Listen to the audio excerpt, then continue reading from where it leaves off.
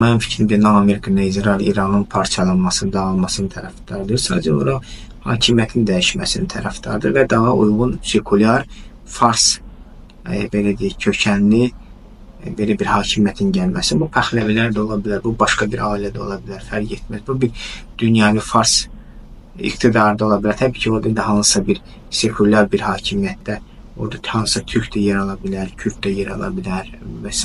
Amma ümumi bir fars dünyavi dövlətin İranın çevrilməsini istəyirlər. Pəhləvilərin vaxtında olduğu kimi bu şah da ola bilər, yəni respublikada ola bilər, fərq etməz. Ona görə bizdə bəziləri elə bilirlər ki, İran vurulandan sonra bütöv və Böyük Azərbaycan qurulacaq. Mən elə düşünürəm, bu realdır. Bu istək arzularımız başqa, amma reallıq başqa. Amma gedişat ona getsə, necə ki, vaxt vardı, SSR-nin dağılmasını da Amerika istəmirdi. Yəni, mən o fikirlə qətiyyən razı deyirəm ki, Amerika SSR-ni dağıldı, öyle bir plan da yox. Sadəcə olaraq artıq Amerika SSR-də rejimin dəyişməsini istəyirdi, islahatların aparılmasını istəyirdi.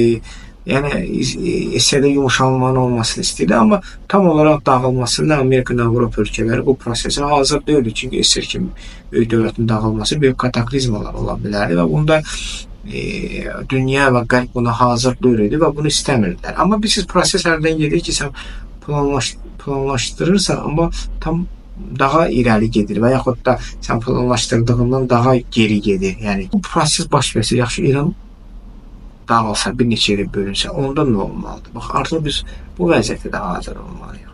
Azərbaycan buna hazırdırmı? İranın ərazilərində, Azərbaycanla sərhəd ərazilərində türklər məskunlaşan yerlərə Azərbaycan orada türklərin hüquqlarının qorunmasına hazırdırmı dövlət olaraq? Türkiyə buna hazırdırmı dövlət olaraq? Biz artıq bu yəni ki, plana da düşə bilər. Çünki məsəl üçün iş düşdü, plan getdi, Kürdlər orada öz dövlətini qurdular, buradan biolojular, yəni farslar, ərəblər, ara qarışdı burada bir-birinə, belə deyək, məsəl bitdi sözün əsl mənasında. Onda bəs türklərin aqibəti nə olacaq? Güney Azərbaycan dediyimiz torpaqlarda yaşayan soydaşlarımızın, həmvətənlərimizin aqibəti nə olacaq? Özünü Kürdlərin silahlı qruplaşmaları var. Artıq onlar bəlkə də bir siqnal gözləyirlər. Kürdlərin dəstəyi var, İsrail dəstəyi verir, onlara açıq aydın.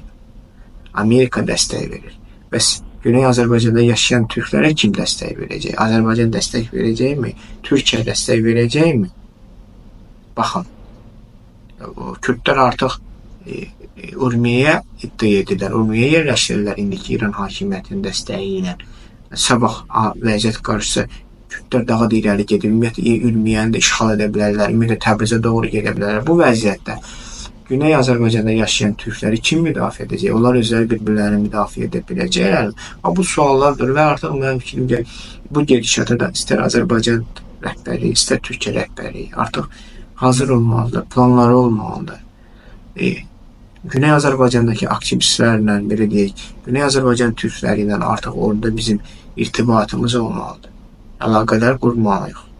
O əlaqələr varsa onu inkişaf etdirməli. Yəni biz hər cür prosesə İranda yenidən Pəhləvələrin qayıtması və yaxud da qatı fars millətçilərin qayıtması, yəni respublika halında, şahlıq halında mı, monarxiya halında mı fərq etməz. Bu situasiyaya da hazır olmalı. Çünki bilirsiniz, Pəhləvələrin dövründə İranda türklərin hüquqları daha çox pozulur. Yəni yağmurdan yağışa düşmək. Buna da hazır olmalıyıq.